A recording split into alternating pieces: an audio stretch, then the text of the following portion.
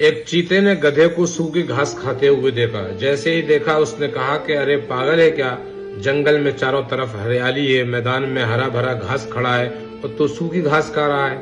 तो गधे ने कहा कि वो सब तो ठीक है, लेकिन घास हरी नहीं होती, घास तो नीली होती है।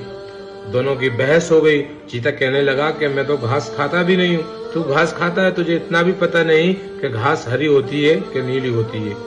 दोनों की बहस बहुत बढ़ गई, लड़ने लगे, यहाँ तक कि दोनों ने ये तय किया कि चलो इसका फैसला करवाते हैं जंगल के बादशाह से। और वो दोनों शेर के पास पहुंचे। जंगल के बादशाह का दरबार लगा हुआ था। तो वहाँ गधे ने शिकायत की कि मैं इस चीते से कह रहा हूँ कि घास नीली होती है और ये बार बार जबरदस्ती कर रहा है और कह रहा है कि घास तो हरी होती है। तो बादशाह ने चीते की तरफ देखा और कहा कि भाई क्या मसला है। तो कहा कि हाँ, ये गधा कह रहा है नीली होती है, जबकि मैं कह रहा हूँ कि घास तो हरी होती है।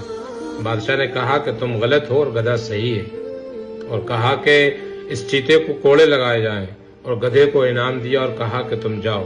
गधा बहुत खुश हुआ और चीता थोड़ी देर वहीं बैठा रहा और उसने पूछा कि जनाब, आप भी जानते हैं कि सच क्या है, फिर आपने मुझे कोड़े और गधे को आपने इनाम क्यों दिया।